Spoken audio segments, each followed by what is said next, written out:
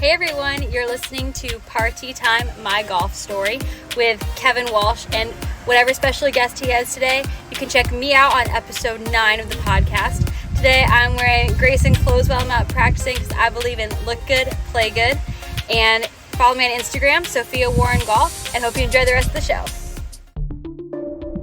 It's Party Time, My Golf Story, brought to you by Party Drinks.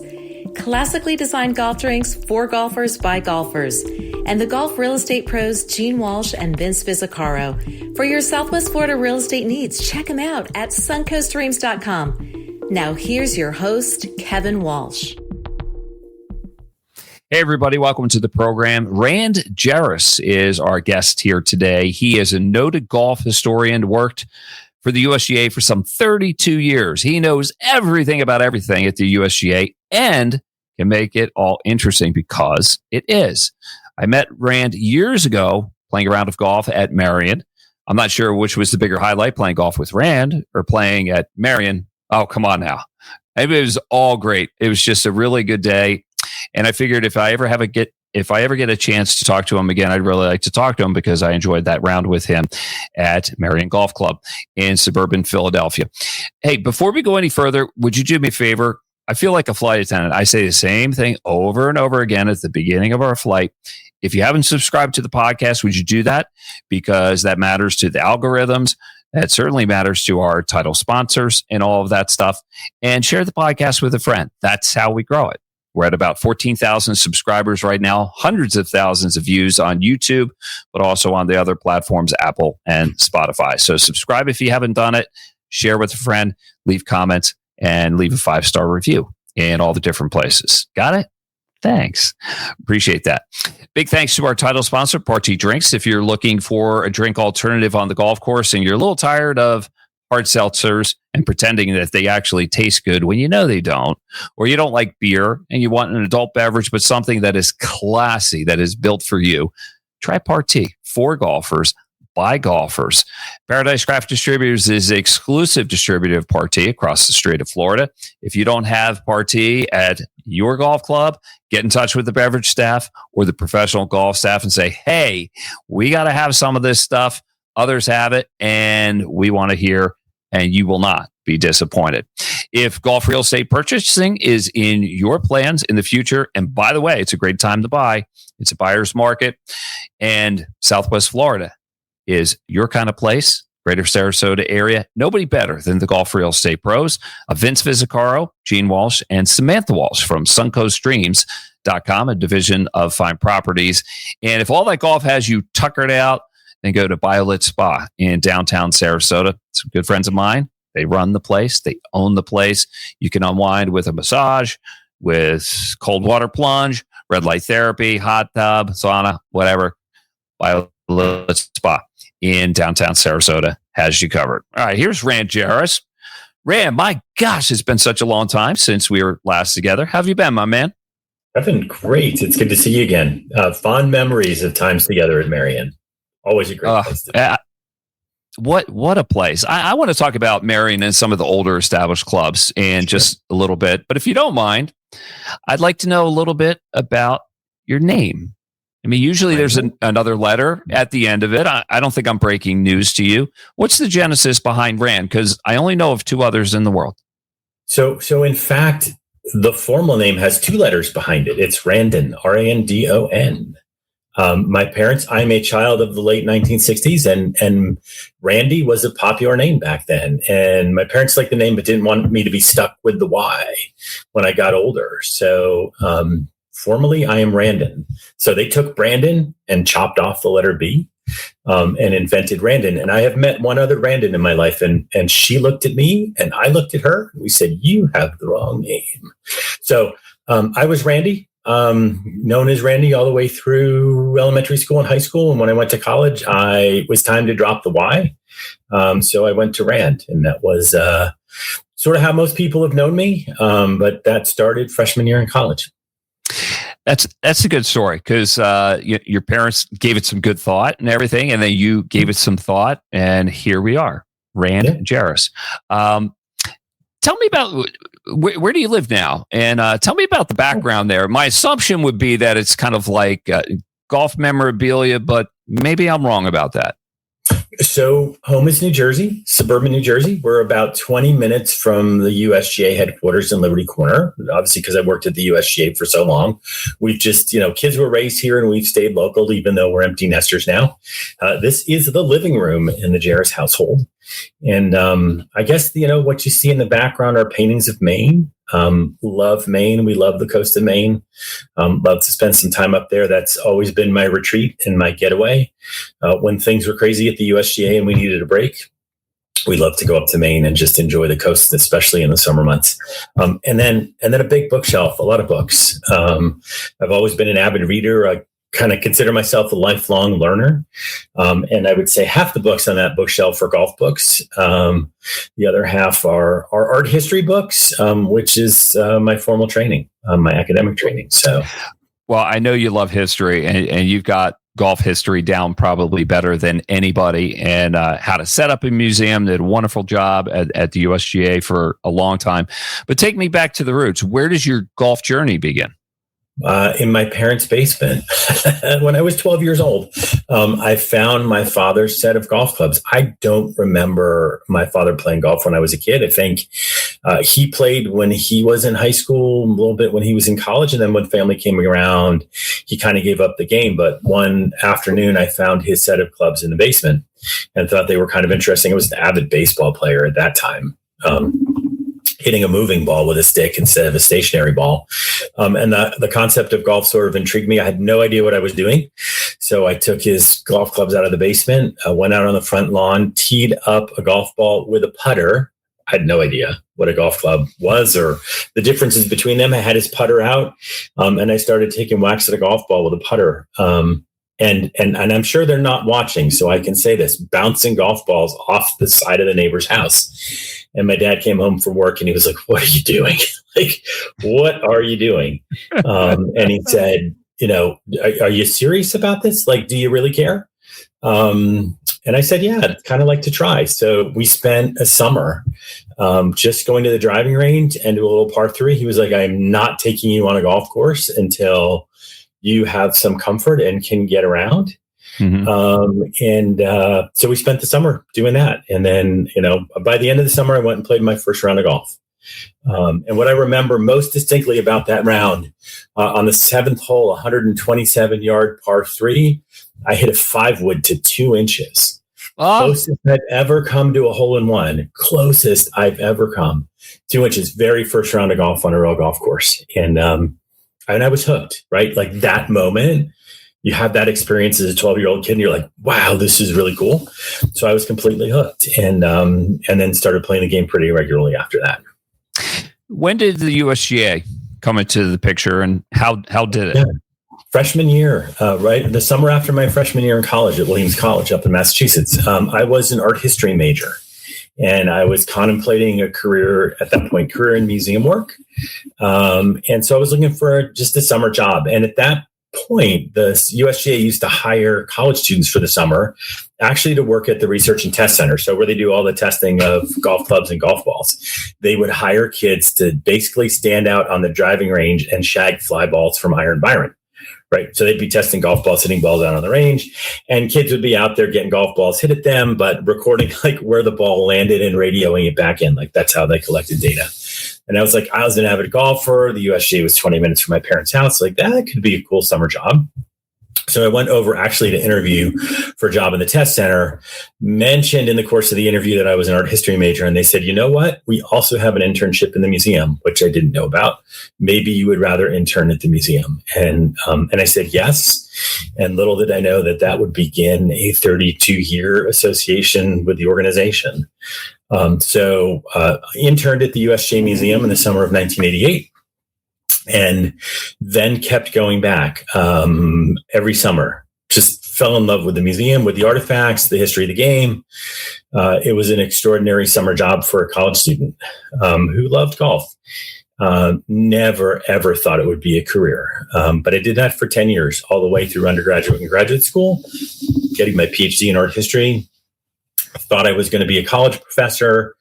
There were no teaching jobs the year that I finished up at Princeton, and the USGA. I got offered 2 jobs: the first historian for the World Golf Hall of Fame and the first historian for the USGA.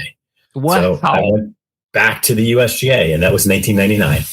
And then started working there full time. And then, just through the years, many different roles and responsibilities at the USGA, but always through all that time, my strongest connection and what I loved the most was working with the museum and the museum collections. That's a great story. Sounds like you were in the right place at the right time, had the love for it. They had the need for it. And wow, 32 years later, can we go back? Like for me, the story that I hear over and over again, and I'll tell you where it comes from. The genesis behind it is a speech that Brandon Walsh from the country club in Brookline would always tell at One Day Member Guests, in which he basically called the country club the birthplace of American golf as we know it. The history being Francis Ouimet, the storied amateur, 19 years old, caddy at the country club, lived across the street, won the U.S. Open. And that really put golf on the map in America. Can you talk about, not so much the accuracy, I assume that is true, but if Francis did not win, what would golf be like here? Can you put a little perspective on it? Yeah, you said not to, but I might challenge the story. I love the story of the country club as the birthplace of American golf, but I actually put it in the 1880s. I don't put it with Francis in 1913.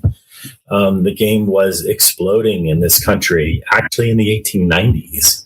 1994, when the USGA is established, there's about 50 clubs in the country. By 1900, there's 1,000. There's golf courses in every state, and the game is booming in popularity.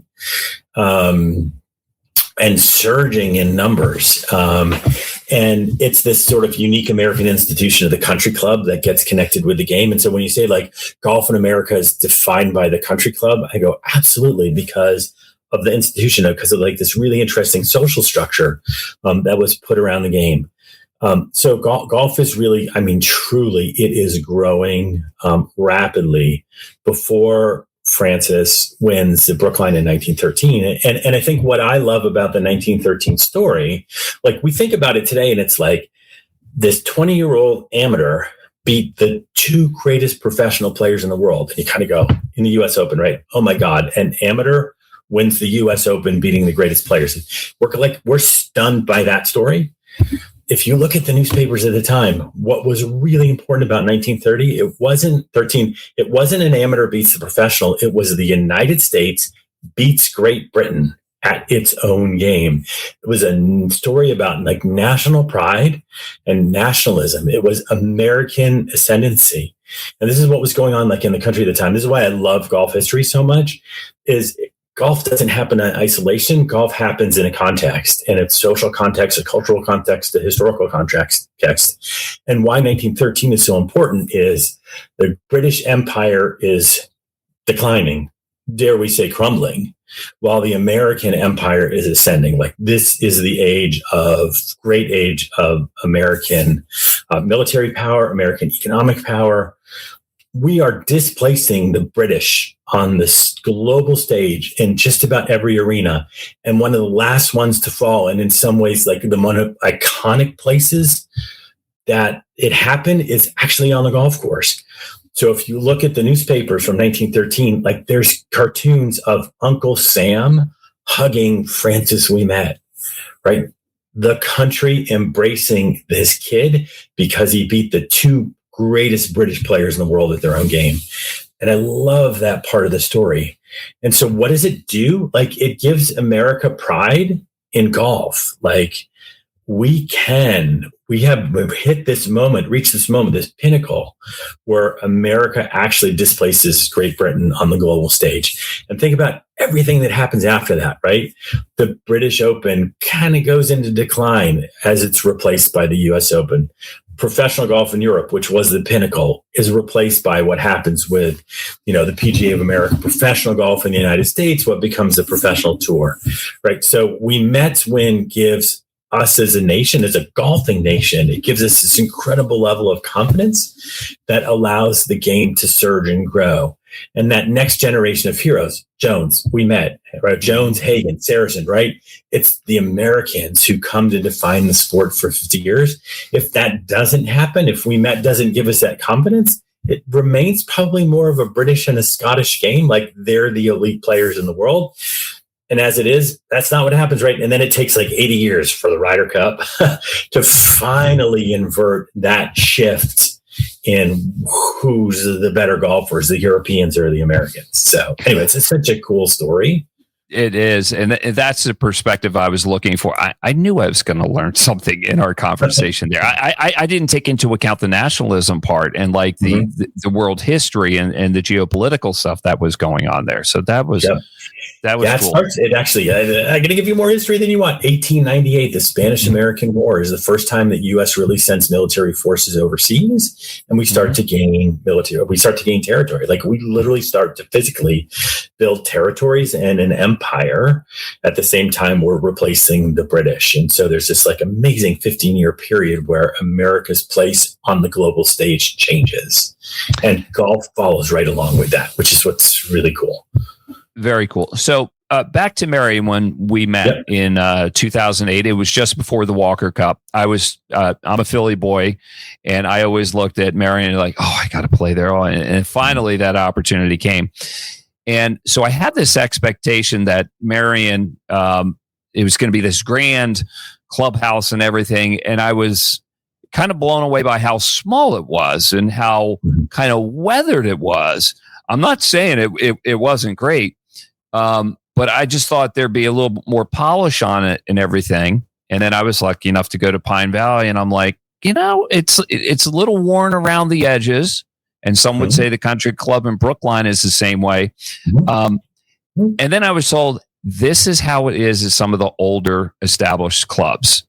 And where less is more with the clubhouse, it's all about the golf. Am I on the right track here? Absolutely. Right. And this is the sort of uniqueness of when I mentioned earlier, like the country club as an establishment, as a social institution that kind of exists in conjunction with the game of golf. And a lot of clubs have sort of resisted or pushed back on that notion of we need to be a country club. They want to first and foremost be a golf club. And so it's about the golf course, right?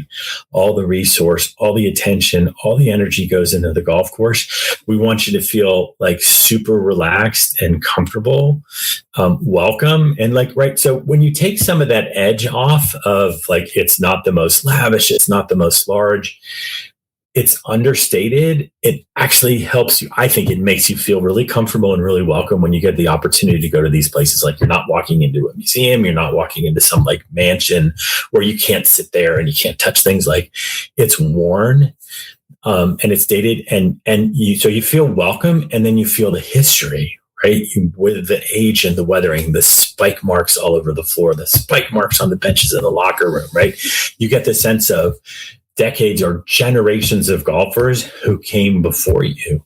And I think that's one of the special characteristics of the game. And it goes back, look, it's the same way in the UK, the R&A clubhouse, it's a little ragged around the edges, right? The great clubhouses in Great Britain, it's the same way, because you know what? It's not about hyper polished and hyper new and everything perfect. It's about A, you're in a really historic place where generations have been before you, and B, we just want you to feel welcome and comfortable and not like you have to like be on edge.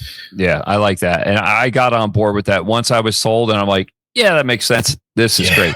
And you know what's another weather place is the White House. If you've for those that haven't been, there are cracks in the walls. The carpets are a little bit worn here. Like the lawn isn't as manicured as nicely as maybe you think. But I was told that's because it's the people's house. It can't be too posh and polished. Yeah. Course setups. Can we get into that? I don't hear quite as much criticism from PGA Tour players and the stars of the game as I used to.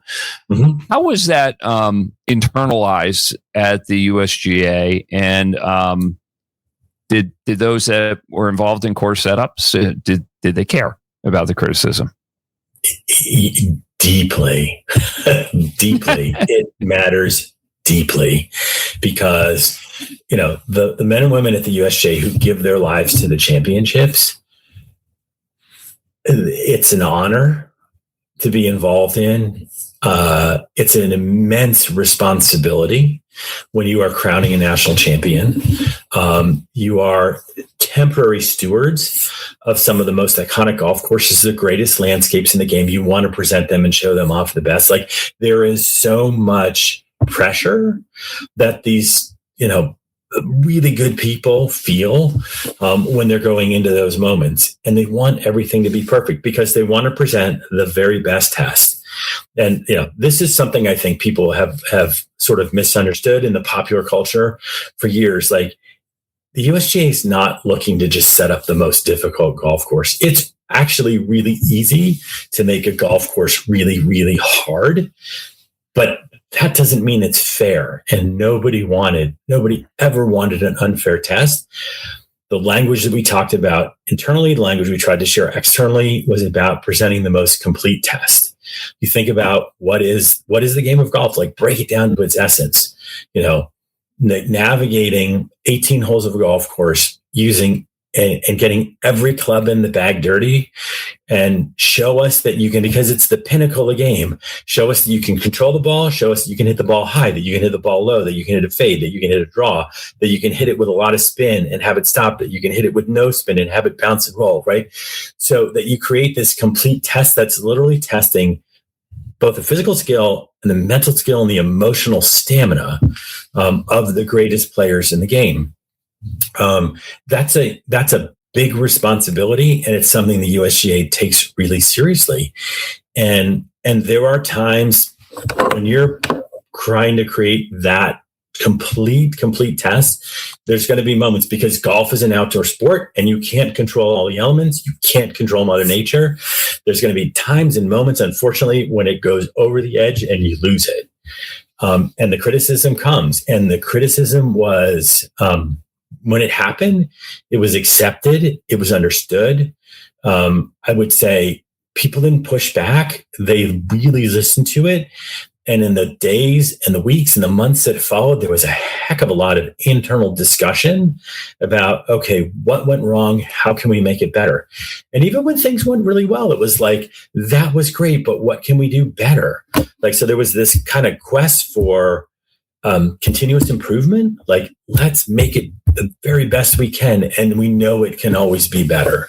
I always felt, Rand, I always felt like the players almost felt like they had house money and a green light to just pile on the USGA because they can't get fined. I mean, they can't talk that way about regular tour events because they're going to get fined.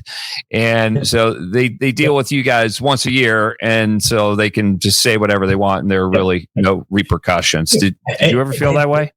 A couple other things here too. Like, number one, they're trained. Like, there's so much, like, the training that these players get starting from a really young age. Like, right, a key component is psychological training, building psychological strength so you can deal with failure. You can deal, when things don't go your way. And one of the key strategies is actually to externalize it, right? It's not your fault.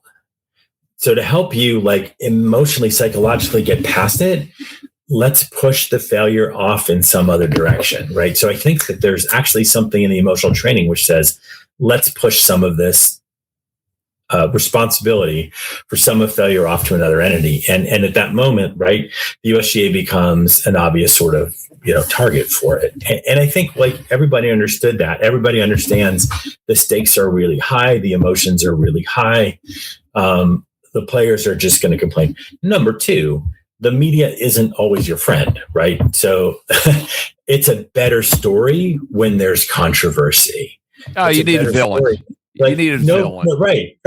95% of the players are walking off a golf course going, wow, that was tough, but it was fair. Wow, what an amazing test. Wow, right? And the one guy comes off and he's swearing a blue streak and he's just, shot 82, and he's going to just unload on the first person that he gets into. And media jumps right on it, right? Because it makes a good story. To your point, you have a villain, you have a hero. and it's easy to kind of villainize the big bad, right, the government, the USGA with its government. Exactly, because to a lot of people, it seems like a soulless body. I don't mean that as derogatory, but it's just like when people criticize the government or the military or the church, they don't feel like they're hitting home personally. Yep. And the reality is, like, behind that seal, behind those 4 letters, are people who care so deeply and so passionately about the game. Like, and so the criticism was always like, it mattered. People internally listened. Yeah. And we discussed it and we digested it. And we honestly looked at each other and said, did we do something wrong? Didn't we? How could we do something better? Where is this breaking down? And so, and then all this happens behind the scene, right? There's not a whole lot of transparency into what's happening there, but it's all taken I guarantee you, it's all taken really seriously inside the organization, because it wants to do what's best for the game. It wants to do what's best for the fans. It wants to do what's best for the championship, for the players. And a lot of those situations are difficult. They're complex. But boy, there's a lot of like internal soul searching and gut wrenching that happens through all of that to make sure you're doing the right thing and doing the best thing. And I think like what I would want people to know, like the people I worked with so closely for 30 years have the biggest hearts and the biggest souls. Like, they care so much about doing the right thing.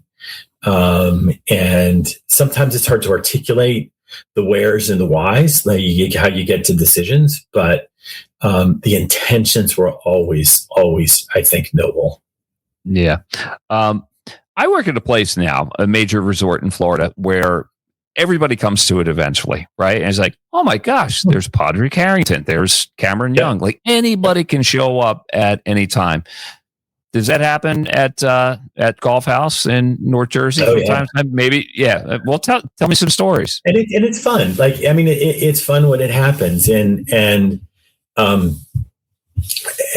there's the expected and there's the unexpected. The expected is like Arnold Palmer, the days when Arnold would show up, and Arnold's. I don't even know where to start.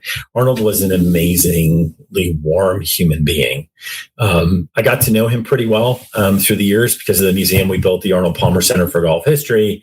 We built an Arnold Palmer room at the USGA Museum. I got to spend a lot of time with him through all of that. And sometimes people would ask me, like, wow, you like Arnold? What's Arnold like? And I would say, he's everything you'd want him to be. Just the warmest, sort of friendliest person. And when Arnold would show up at the USGA, like, everyone would just flock, right? Arnold into the building, buzz around the building, and he would stay as long as he needed to stay to interact with everyone who wanted to interact with him, like in a really personal and warm and friendly way. My favorite was when Alan Shepard came. So not the first person you'd think of from a golf experience, but on the 25th anniversary of Alan Shepard hitting a golf ball on the surface of the moon, Alan Shepard came, because we had the club, we had the Moon Club in the USGA Museum collection. Alan came to the museum to do a program for school children. We brought in about 250 school kids during the day for him to talk to them about being an astronaut and about being in space and the space program and NASA and walking on the moon, right? Amazing. Like, this guy's an American hero. And then we had a program for the adults. We had the adult event in the evening, and there was 2.5 hours in between.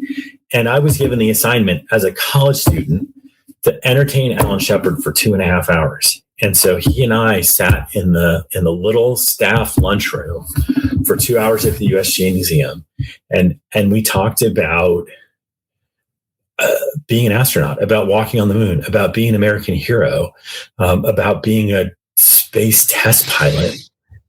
It was the most, I think, amazing experience and greatest privilege I've had in my life, to sit with a hero that sort of, like, yes, there's the golf story. Yes, right. But it transcended it.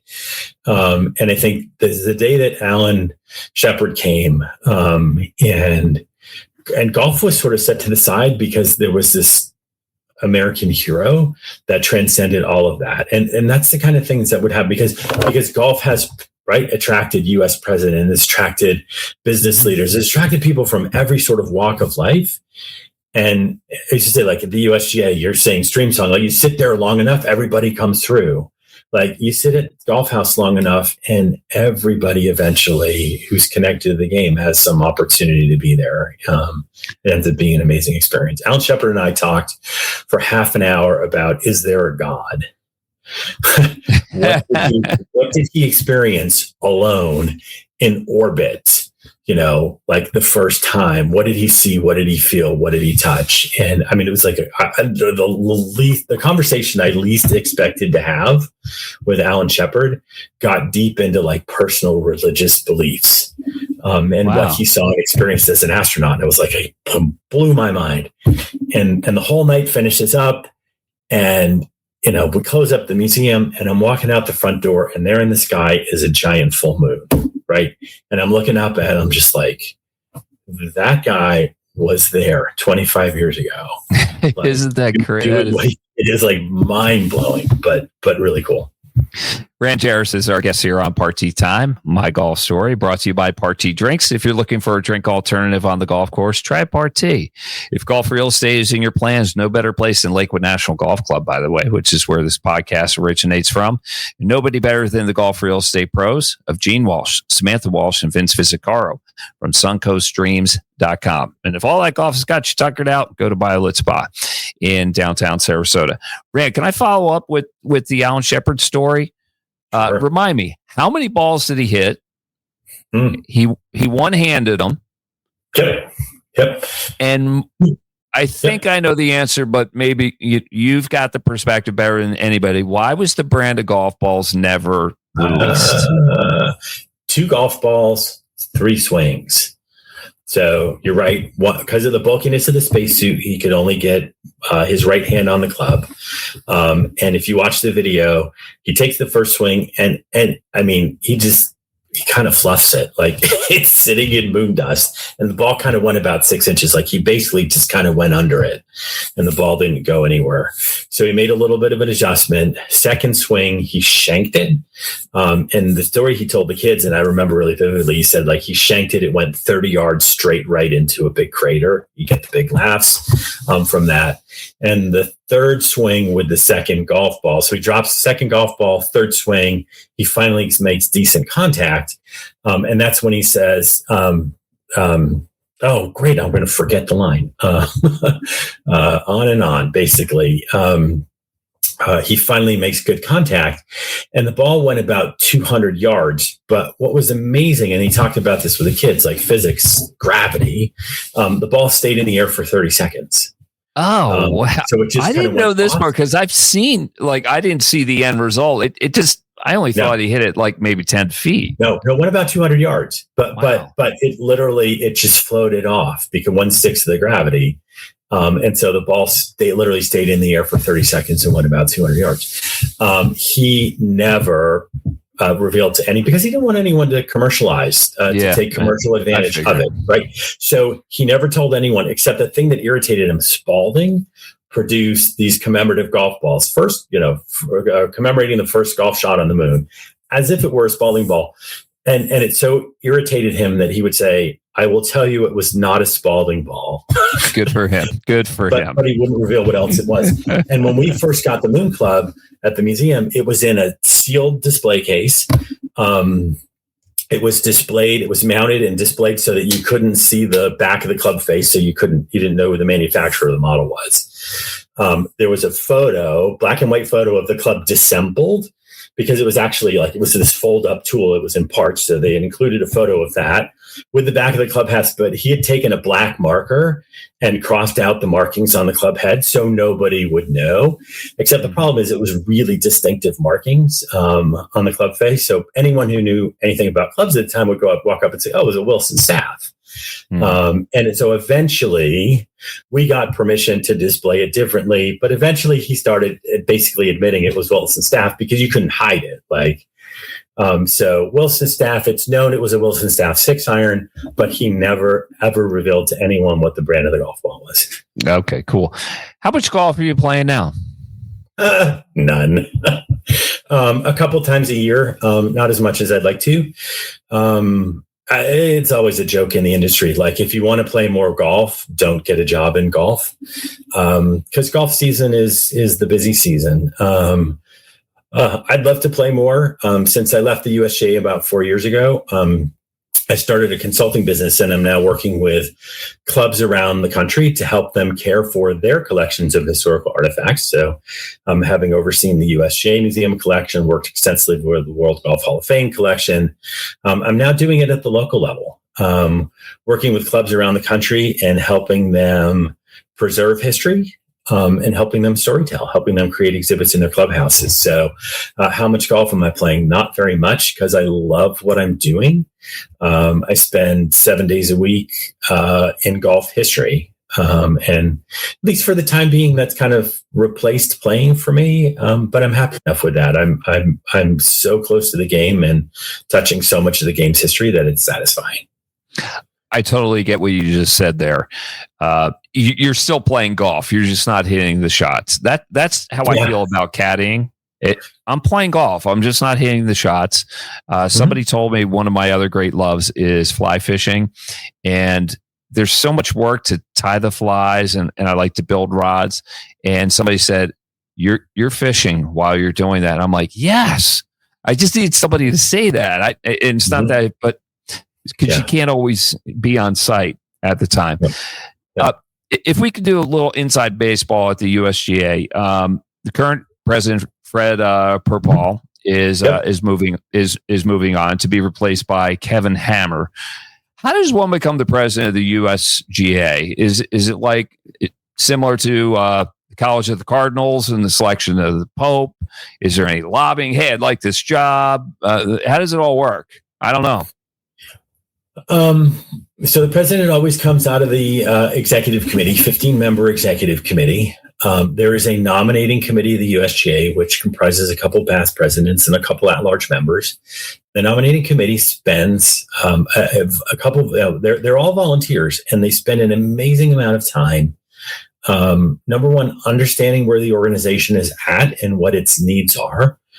What's its strategic plan? What's its vision? Where's it trying to go? Where does it need expertise that it might not exist somewhere within the organization? And they'll go out into the golf community and they look for passionate, avid golfers. They look for folks who are leaders at clubs, folks who are business leaders, folks who are involved deeply in their state and regional golf associations, like people who are deeply passionate about the game and have skill sets that are necessary and helpful for the organization. And they go through a really extensive vetting process to find, a select group of folks who are passionate about the game and want to be part of its stewardship moving forward. And so the officers come out of the executive committee, and I would say the organization finds sort of natural leaders. There is not lobbying that goes on internally. I think it would be considered pretty unseemly. But it's always apparent, I think, in each group of sort of leaders, where the leaders are, where the voices are, who are the people that have the time. And I think that's one of the amazing things that I was amazed by and humbled by, is the executive committee members who would spend 150 or 200 days a year on their own time, who could step away from their jobs, their professional life, who had families who are incredibly understanding, to say, you know what, go pursue this passion, this interest, be the leader you can be. These people give up so much of their time and give so generously of their talents. And so you start to see, I think they emerge naturally within the group. Who is the strong voices? Who is the persuasive voices? Who has the time and the energy to invest in the leadership roles in the organization? And I would say those folks start to emerge when they become apparent. The nominating committee and the current president, I think, do a really nice job of making sure that potential candidates for the USGA president role, they'll serve on some of the most significant committees. A lot of them will serve as chair of the championship committee. They'll be on the rules committee. They'll be on equipment standards. There are always these committees that touch, I think, the most important work of the association, the stuff that's most critical for a healthy game. And so these folks get multiple years of exposure serving on those committees, so that by the time they are named the next president of the organization, they've touched the most important work and the most critical issues that the organization's working on. Sounds like it. And it kind of sounds like whoever is the guy or gal, it's not a surprise in the end. Internally, it just... by the time the announcement comes out, I would say most people know. Like some years, like it's like, oh, there's maybe two or three people under consideration who might come first. Mm-hmm. But you sort of see, because you see those traces, right? You see the people in the committees that they're serving on and the voices that they have in those committees. And certainly, like, you have this incredible professional staff of 300 people who are some of the most knowledgeable and passionate people in the game. Like, the staff has a voice in the process with the nominating committee. Like, we were always asked our perspectives, our opinions, our thoughts. They were always carefully considered. So the organization, through this like nominating process, takes so much information like as inputs to try to make the best decision that they can make in terms of who should be the voice in the leadership of the organization. How much, profound question here, how much has golf enriched your life? Wow. Try to say this without like breaking up.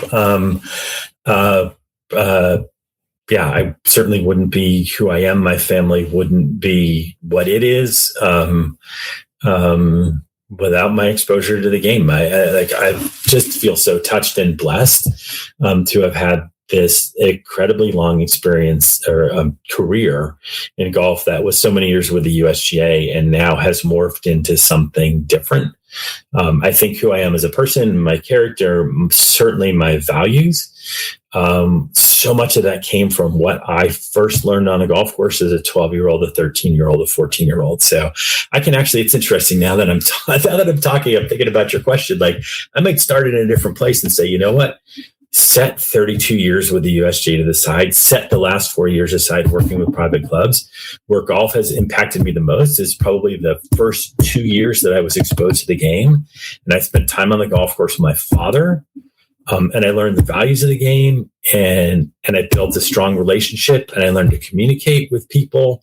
Like, it gave me the life skills that I think I've leveraged to be, successful as a human being, as a parent. But it also taught me like character and values and morals. And I think like those parts of the game that we learn when we're first exposed to it are probably the most important lessons that we get from golf. And so, yeah, what did I walk away? I walked away from 2 years of learning the game at my father's side, and developing a strong like moral and ethical compass that golf brought for me. And it's such a happy place. And when I hear the one thing, maybe we'll talk about this another time, but I hear a lot of young men that are building their careers, starting families, and I say, how much golf are you playing? And they're like, not much. And I get it. I get it. But sometimes there's guilt around it. And I'm like, always play guilt-free golf. Okay. It's just going to help you in the long run. And your family may need a break from you too. And maybe you from it. And it's always time well spent. It's not like you're, sloughing off on your responsibilities. Man, we're getting to the end here. I don't know if you can top the Alan Shepard story, but maybe you can. But maybe if you have like one or two golf stories that are always your go-tos that get a wow from whoever's hearing them, what would they be? So I had a great privilege that started at the U.S. Open at Pebble Beach in 2000 and went through 2009. I was the interview moderator in the media center at the U.S. Open, which meant that, before the championship starts and then during the championships, the leading players, the top players would come in and sit down for half-hour conversations with the media. And I would literally sit like right next to the player. And I was the moderator of those interviews. And in that role, So think 2000 to 2009, and you can't avoid Tiger Woods. I had a front row seat. I had the adjacent seat to Tiger Woods. Stop for a sec. Were you nervous? Maybe the first time. Yeah. Maybe the first time with Tiger, and I mean, it was such a media circus in those years, right? So the media centers were bigger. This was before the internet, before all the daily newspapers started to go away, right? We all know what's happened to the media. Tiger would come into the interview room, and at the back of the interview room, like he and I would be sitting there, and there would be 200 cameras and lights and a packed house, and fortunately, God, maybe I learned it from golf, right? Grace under pressure. You do your job. Like you kind of buckle down, you tune out all about, and my job was to actually be a steward for Tiger, and help him tell his story, and be able to talk about things. And so he and I formed a bit of a relationship. I wouldn't say it was a close relationship. Like he knew me, I knew him, we knew each other. He knew I had his back. And I think that, for me, the story that I like to share is about the 2008 US Open when Tiger won on a broken leg. And in the pre-championship interviews, Tiger had been playing for a month and a half. People knew something was wrong, but nobody knew how severe it was or exactly what was going on. Tiger came in, and he and I are sitting at the front of this huge room, all these cameras, but we're at a table, and there's a cloth in front of the table, so nobody can really see him. Like they can see him from the waist up, and from the waist up, he's Tiger, right? He's beaming, he's smiling, he's projecting, exuding confidence like he always did, and underneath the table, the entire time, he's massaging his knee and he's stretching his leg back and forth and back and forth. And I'm like, and he knew that I could see what was going on. And of course, the media wanted to know what was going on. And I had his secret, like I had his back, and I wasn't going to say like, hey, Tiger, what do you do? Like, what's going on under the table? And when you're sitting that close to someone, you can see pain. Like there's this little pain in the corner of his eye. And I'm like, something is not right. And you could sort of see. And of course, Tiger goes on in this epic championship at Torrey Pines, has this amazing playoff with Rocco, wins, and in the day or two after, out comes the story of Tiger wins on a broken leg. But I was behind the front row. Like I was right there next to him with him, understanding what was going on. And he knew I wasn't going to make him answer the question. He knew, I wasn't going to call on a media member who might ask the question. Right. So, if it was Tiger's story to tell and not mine, and I knew it. And having experiences like that, interviewing US Open champions right after they'd won, interviewing the runner-up right after a heartbreaking loss, and having that conversation, sitting next to VJ when the whole Annika at Colonial story exploded, and VJ came in the media center, looked at me and said, if they ask a question about Annika, you're answering. It was a fun and crazy couple years, but to have that experience of just kind of being that close to the greatest players of the game on the game's greatest stage was an incredible honor for me, and just so many memories and moments from those years and that week during those years. Well, everybody wants the behind the scenes stuff, and nobody was closer than you. Now that I think about it, with the story of Tiger massaging his knee and his leg, and I think that's the purpose of the podcast, is people that can take you places that you can't possibly go and tell you more. Because there's you and I know there's always more to the story. It's just, can you really get to it? And the way we get to it is through people who are closest to it, and they'll provide you with more nuggets. Rand, really enjoyed the conversation. I hope you did too. And you got to come back sometime. Can we do it again? I didn't ask you about the rules. We ran out of time. Like maybe we can dive into the rules. Can you make rules? Yeah. If you can make rules, but because it affects everybody, I think rules are. especially when the big changes come out. But we'll save that for another time. All right. Fun conversations. Yep. Kevin, thank you. Appreciate it. Very tough. Rand Jerris, noted golf historian, has been our guest here on Party Time. Big thanks to Party Drinks. If you're looking for a drink alternative on the golf course, Party. If you're looking for golf real estate, suncoastdreams.com. Gene Walsh, Samantha Walsh, and Vince Vizzacaro, a division of Fine Properties in Greater Sarasota, and BioLit Spa in downtown Sarasota. Got you covered if you need to unwind after a tough round of golf. For Rand Jerris, I'm Kevin Walsh. We'll see you again next time on Party Time, my golf story. You've been listening to It's Party Time, My Golf Story, brought to you by Party Drinks. Classically designed golf drinks for golfers by golfers, and the golf real estate pros Gene Walsh and Vince Vizzacaro. For your Southwest Florida real estate needs, check them out at suncoastdreams.com or call 941-220-4000.